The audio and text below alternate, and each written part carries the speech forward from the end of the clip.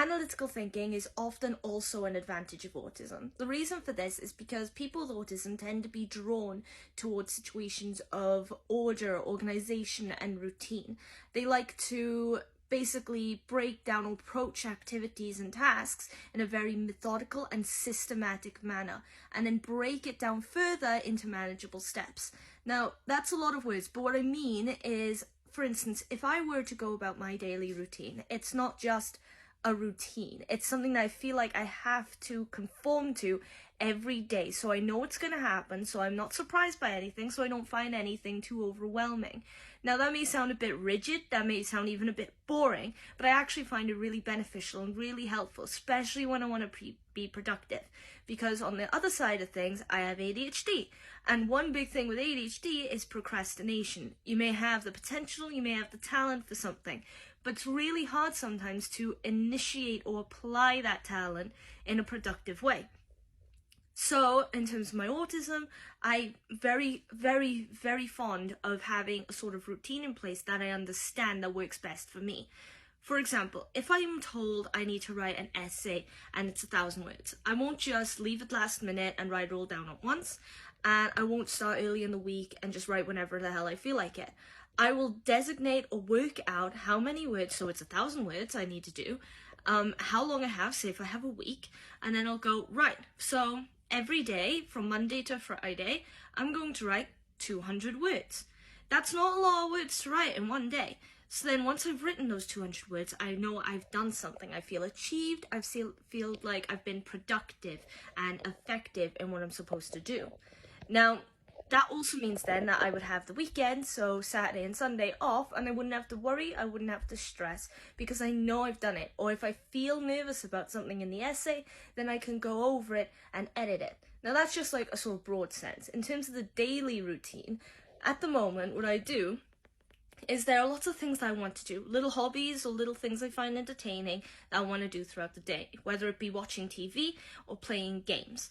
Now, if I want to do something like that, but I also want to be productive because I am writing novels and such, the second I start thinking of his work, even if I enjoy it, it becomes difficult to do. So instead, what I do is I go, right, I'm going to do something fun that I enjoy doing. So I'll do that, and usually it doesn't take long. If it's playing a game, I'm not going to play a game all day. I'm going to play for about an hour, take a break. I'm going to go to my computer, and I'm going to do that. I'm going to write 100 words or 200 words. Then after that, I'm going to do something I have to do, something that I need to do around the house. Like, for instance, if there's some things I will place in my room that I feel like I need to reorder. If I want to exercise, I'll go do that. If I need to go on a shopping trip, I'll do that.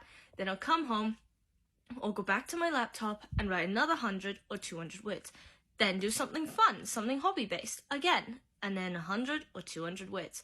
And I do that, and that actually leaves a lot of opportunity and a lot of wiggle room, because it's not entirely strict for me to do things that might just spontaneously come about. Like if a friend wants to meet up nearby, or if there's something going on with my family, or we suddenly decide we want to go to the cinema or something like that, then we'll do that, and I'll just sort of think of it as, there's my fun thing.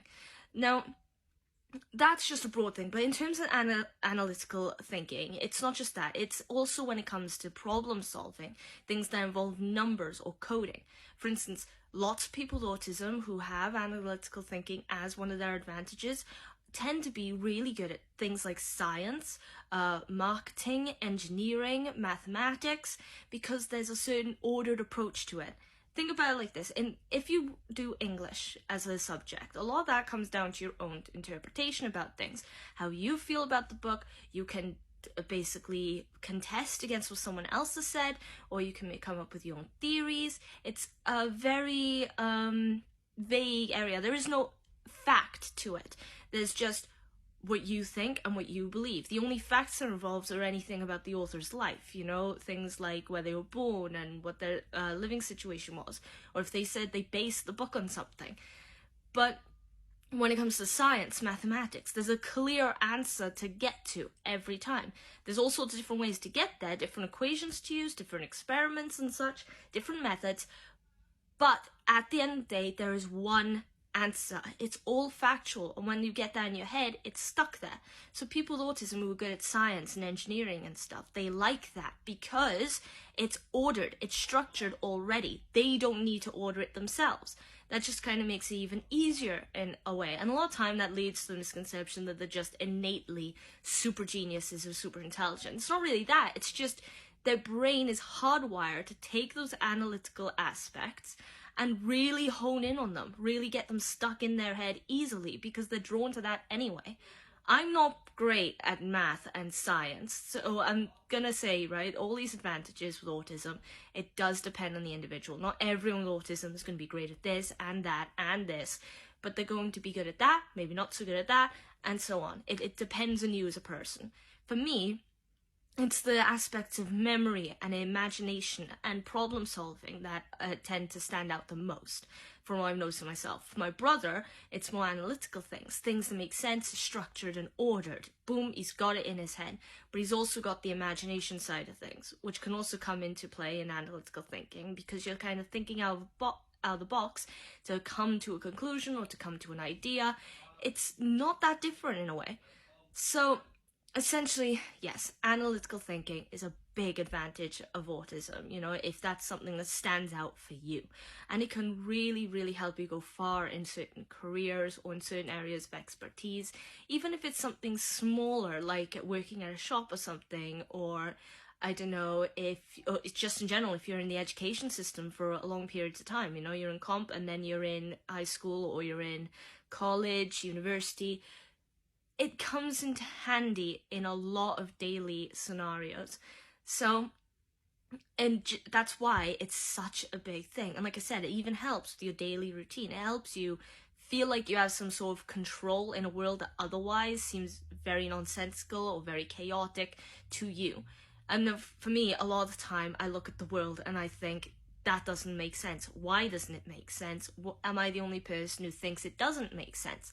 And just that thought process can make it feel overwhelming. But when I think about things analytically or systematically, and I put them into certain order, in a certain order, then when that happens, either things that didn't make sense before do make sense, or I realize, no, actually it doesn't make sense, and then I try to work out the problem. And I'm not just talking about little things, I am talking about bigger things, which I think I may start talking about in future videos. If you're interested, you can check those out. Anyway, now I think that's all I wanted to say about analytical thinking. If you liked the video, please leave a like and follow me on TikTok.